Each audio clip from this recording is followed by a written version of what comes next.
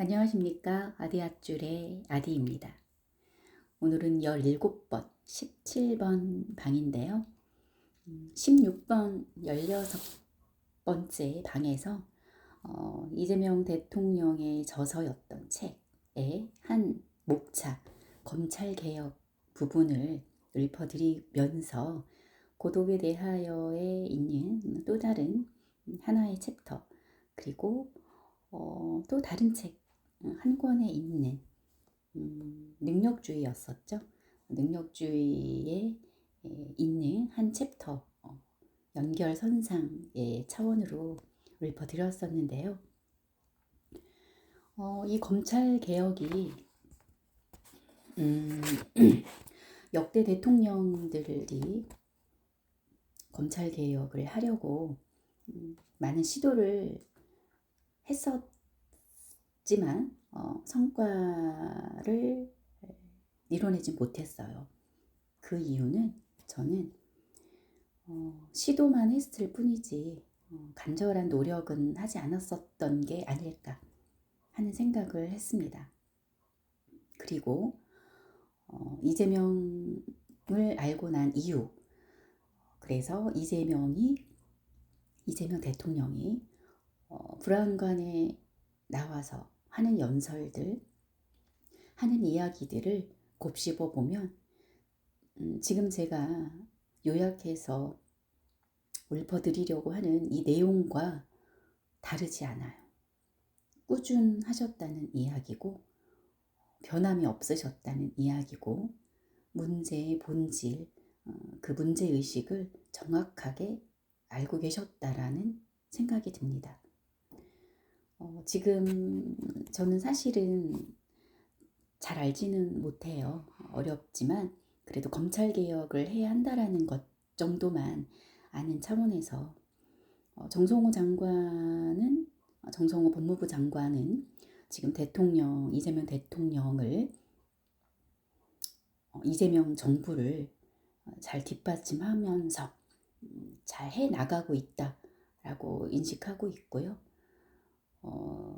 그런 와중에 김용민 국회의원, 이분도 검찰개혁에 앞장서 있는 이미지를 갖고 있고, 그것에 관련된 법안도 만들었다라는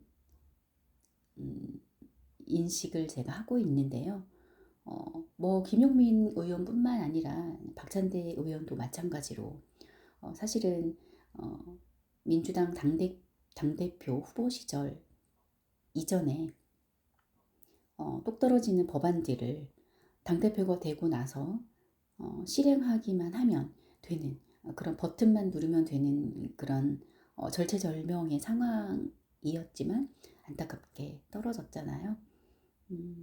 그래서 그런지 우리가 지금 왜 와서 생각해 보면 그 이재명 대통령이 선출된 이후에 이재명을 지지하고 이재명 대통령을 도우려는 마음을 갖고 있었을 것 같았었던 또는 그러지 않은 마음을 갖고 있었었던 그런 부류들로 지금 신압으로 나뉘고 있잖아요. 정청래 당대표가 된 이후로 더 확연해지고 있고 어제 결과 발표가 났듯이 최고위 보궐선거 그리고 원내대표 보궐선거에서 우리가 확인을 할 수 있었습니다.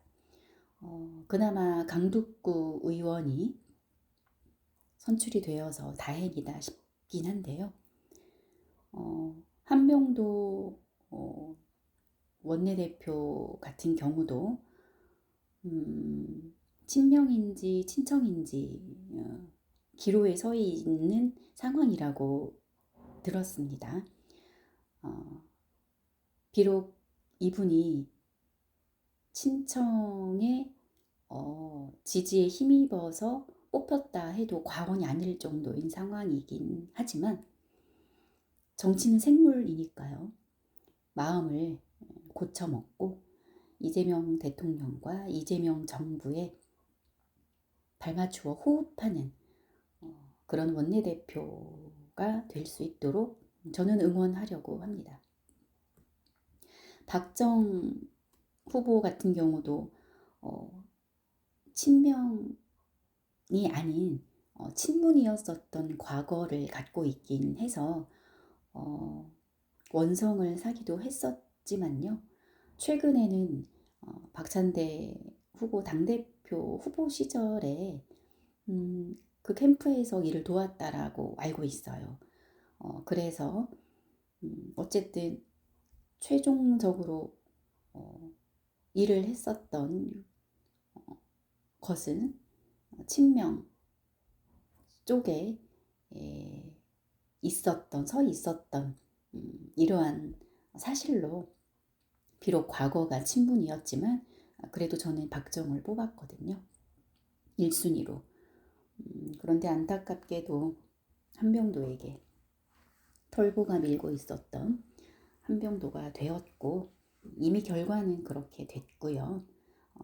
최고위도 말도 안 되는 당원들과 국민들에게 내란 세력이라고 짓거렸던 그런 자가 그렇게 높은 지지율을 보였었다라는 것도 참 아이러니하고 문정복 또한 하는 행보가 친명이 아닌 친청이라는 아주 확연하게 검증을 해가면서 그렇게 짓거려댔던 그런 자를 지지했었던 사람들이 있었다는 것도 놀랍습니다.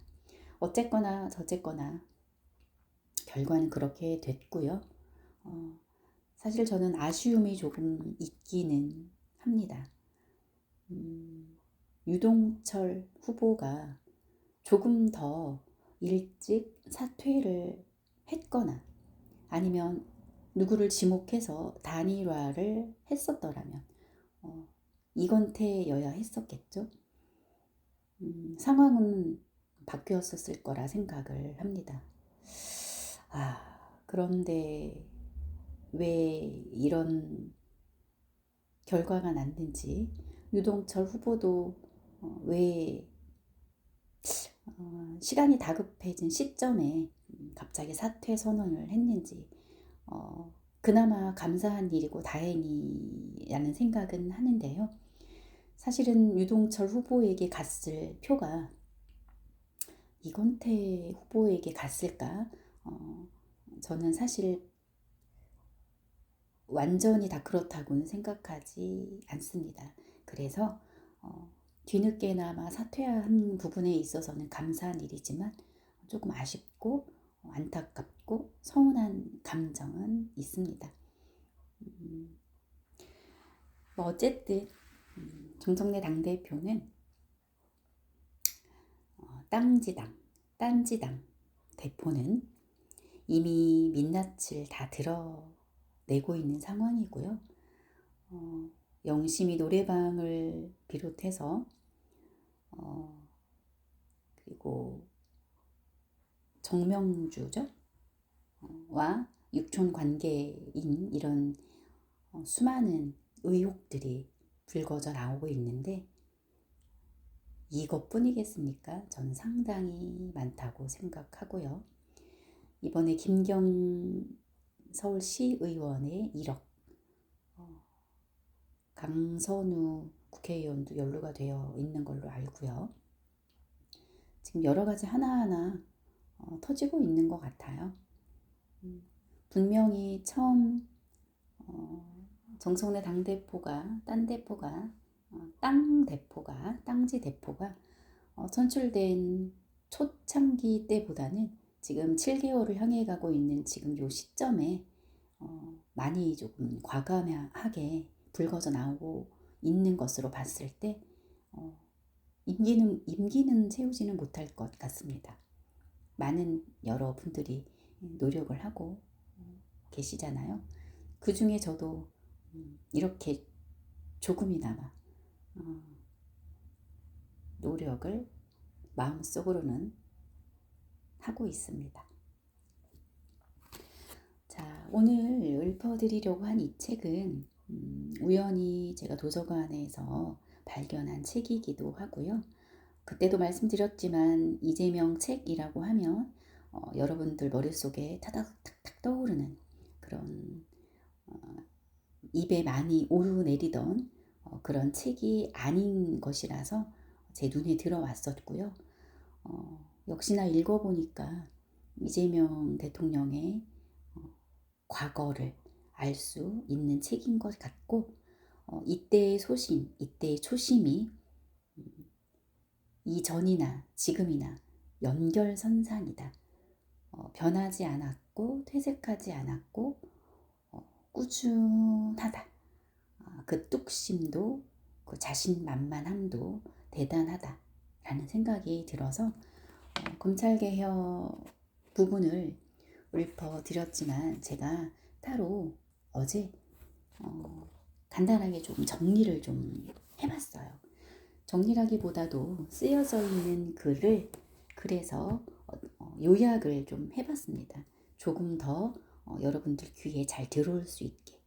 왜냐하면 16번, 16번 방에서는 제가 3권의 책에 있는 각각 목차를 읽었었기 때문에 지금 이 검찰개혁 부분에 있어서는 집중이 되지 못했을 것 같아서 따로 이렇게 제가 방송을 켰거든요. 다시 한번 그 이재명 대통령이 성남시장 시절 그쯤에 갖고 있었던 그 문제의식, 검찰개혁에 관한 문제의식, 그리고 대처 방안, 그리고 왜 검찰개혁을 해야 하는지, 왜 검찰들은 부패했는지 이런 것들을 아주 간단하게 설명을 잘 해 주셔서 저는 거기에 더해서 조금의 이런 군더더기라고 볼 수 있는 것들은 이렇게 제거하면서 그냥 중심 내용 부분들만 문장들만 뽑아서 정리를 해봤습니다. 읽어볼게요. 국가는 모두를 위한 정의를 실현해야 합니다. 검찰은 여러 영역의 정의 중 최후의 보루인 사법 영역의 정의를 실현하는 기관이기 때문입니다. 그러나 검찰은 지금까지 국민이 아닌 권력에 봉사해 왔습니다. 권력을 호위하다 권력이 흔들리면 다음 정권에서 살아남는 데 쓸 정보를 입수했고 이것이 지금까지 검찰이 사는 방식이었습니다. 검찰이 평상시에 제 역할을 어느 정도 수행했다면 최순실 국정농단, 대통령을 포함한 주변 권력이 영역을 가리지 않고 저지른 황당한 집단 범죄가 어떻게 가능했겠습니까? 문제의 근원은 대한민국 검찰이 태생부터 사법정의 구현과 인권 보루로서의 역할을 부여받지 않았다는 데 있습니다. 1912년 일제의 초대 총독 데라우치는 식민지 조선을 효과적으로 지배 통치하기 위해 조선 형사령을 공포했습니다. 그 핵심 내용은 독립운동가들을 손쉽게 때려잡기 위해 검찰에게 수사권과 기소권은 물론 기소하지 않을 권한까지 몰아준 것입니다. 이로써 검찰은 모든 권한을 독점했고 친일 청산이 좌절됐고 검찰이 새롭게 태어날 수 있는 기회도 사라지면서 친일 매국 세력이 기득권을 유지하고 확대 강화해온 지난 70여 년 동안 검찰은 권력의 호위무사로 유착하면서 권력을 더욱 키워왔습니다. 대한민국과 대한민국 검찰의 비극입니다. 대한민국과 대한민국 국민의 비극이기도 하죠. 검찰은 우리 사회의 공적 영역 중 민주적인 통제를 받지 않는 거의 유일한 영역입니다. 뇌물은 수표나 통장이 아닌 현금으로 받는다는 국민적인 상식을 어기고 수억 원의 부정한 돈을 자기 이름의 계좌로 버젓이 받다가 발각된 어떤 검찰 간부의 배짱은 검찰권이 실제로 어떻게 행사되고 있는지 적나라하게 보여줍니다. 검찰은 수사권, 기소권 독점, 기소하지 않을 권리, 공소 유지권, 법 집행권 등 형사 사법상의 모든 권력을 틀어주고 있습니다. 검찰이 권력의 신여로 전락한 것은 청산하지 못한 친일 매국 세력이 권력을 장악한 데 있습니다. 얼마나 오래된 겁니까?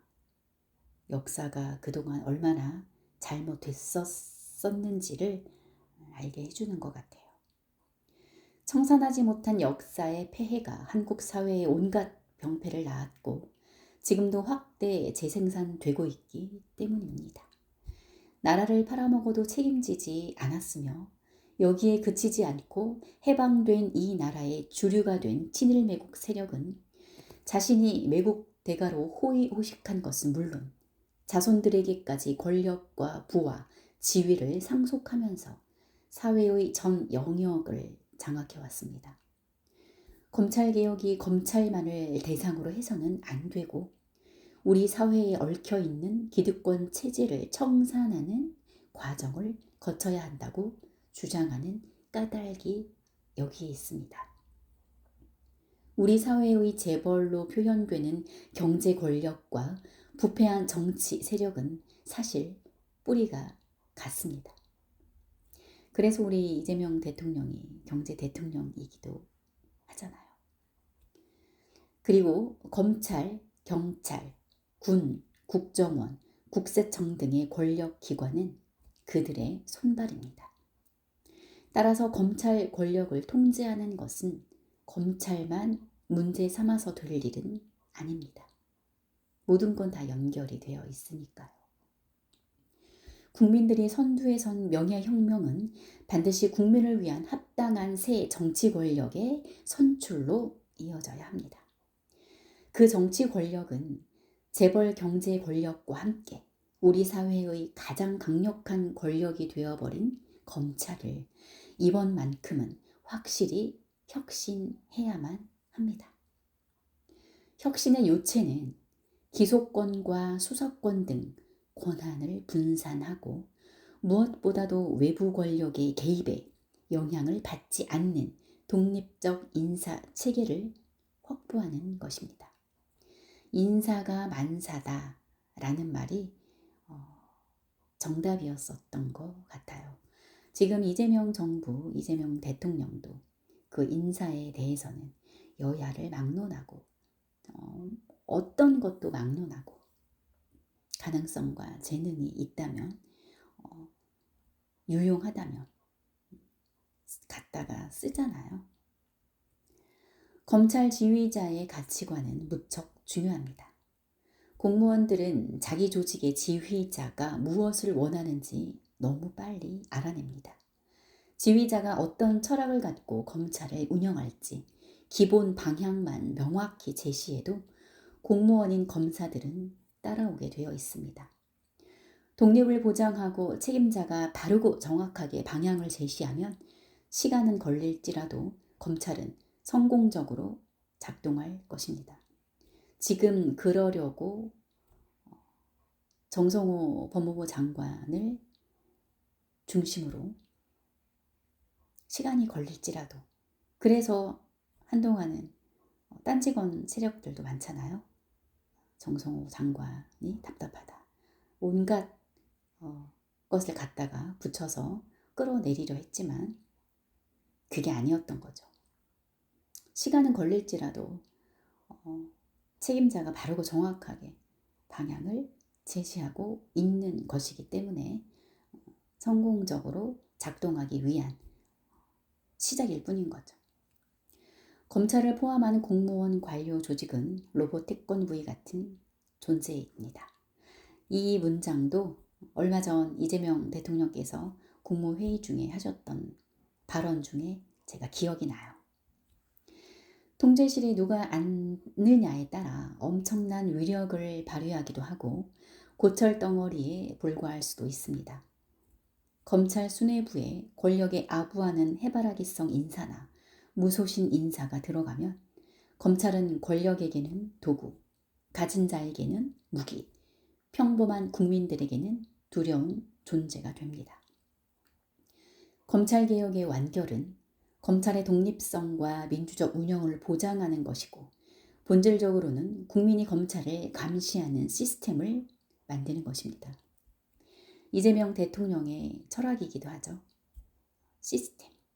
시스템을 잘 구축해야 한다. 그러고 나서 인사 시스템, 인사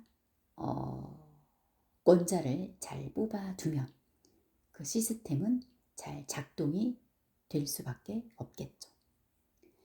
검찰권에 대한 국민들의 직접적 통제 방안을 여러 가지로 찾아내야 합니다. 그중 하나가 지방검찰청 검사장 직선제입니다. 미국처럼 검사장을 주민이 직접 선출하게 되면 동일한 권한을 가진 지방검찰청 간의 상호 견제가 가능해집니다. 선출된 검사장의 전횡을 막기 위해 임기 중이라도 파면시킬 수 있는 주민 소환제가 함께 도입되어야 합니다. 검사장 직선제를 전제로 검찰의 인사, 기획, 행정 등은 독립기구에서 담당하도록 해서 검사는 수사, 기소, 공소 유지 등 본래 업무에만 전념하게 해야 합니다. 검찰과 경찰 간의 수사권을 분리해 조정함으로써 검찰권을 견제하는 방안도 필요합니다. 검찰이 수사권, 기소권을 모두 독점하는 것은 일제가 독립운동을 손쉽게 탄압하기 위해 마련했던 비정상적 조치였습니다. 대한민국처럼 이런 나라는 세계적으로 비슷한 사례를 찾기 어렵습니다. 경찰은 거의 모든 수사 사건을 처리하면서도 검찰의 지휘를 받고 있습니다. 한편 검찰은 수사권, 기소권을 독점하면서도 아무런 견제를 받지 않습니다. 더구나 기소 편의주의까지 더해져 무소불위 권력이 되어버렸습니다. 고위공직자 비리 수사처 도입은 가장 시급한 일입니다. 최근 박근혜 전 대통령에 대한 수사도 처음에는 수사 불가 입장을 보였다가 국민적 비난에 직면하자 뒤늦게 수사에 나서는 모습을 보였고, 검사 출신은 김기춘, 우병우에 대해서는 수사 한번 제대로 못했습니다. 권력의 뜻에 따라 덮었다 다시 수사를 재개하는 행태는 검찰권 남용이자 직무유기입니다. 이게 오늘날 이성윤이 했던 짓거리잖아요. 뿌리 뽑지 못했기 때문에. 검찰이 이렇게 된 이유는 검찰 인사권이 대통령에게 있기 때문입니다. 따라서 대통령으로부터 독립된 별도 기구로 고위공직자 비리 수사를 전담하게 해야 합니다. 상황에 따른 특별검사제를 실시해 왔지만 상설기구가 아니다 보니 고위공직자 비리에 대한 상시적 감사에 한계가 있었습니다. 상설인 고위공직자 비리수사처 도입이 필요한 이유입니다. 새로 탄생할 민주공화국에서는 대통령, 민정수석, 법무부 장관, 검찰총장으로 이어지는 현재의 검찰 지배구조를 모조리 바꿔야 합니다. 현재는 검찰총장이라는 이름도 제가 없는 것이고 공석으로 알고 있는데 맞나요? 법은 국민에게 친근한 존재, 법을 어기는 권력자나 가진 자에게는 두려운 존재가 되어야 합니다. 제도가 아무리 좋다 한들 사람이 잘못되면 아무 소용 없습니다. 검찰개혁은 국가 운영의 최종 책임자이자 첫 번째 공복인 대통령을 제대로 뽑는 데서 시작됩니다. 우리는 이미 7개월 전에 시작됐습니다. 이재명 대통령을 우리가 제대로 뽑았으니까요. 친일, 독재, 부패 기득권에 빚진 게 없는 상. 이재명 대통령이죠. 검찰에 기댈 필요가 없는 사람. 이재명 대통령입니다. 용기와 사명감으로 기득권과 한판 승부를 피하지 않고 감당해낼 사람. 이재명 대통령이었습니다. 그리고 앞으로도 이재명 대통령은 그러할 것입니다. 이러한 사람을 대통령으로 뽑는 데서 검찰개혁은 시작됩니다. 그러므로 이미 대한민국은 이재명 대통령이 그 옛날부터 바라던 그리고 그것을 실현해내기 위해 꺾이지 않고 초심을 잃지 않고 꿋꿋하게 뚜벅뚜벅 지금 걸어왔기 때문에 대통령에 뽑혔고요.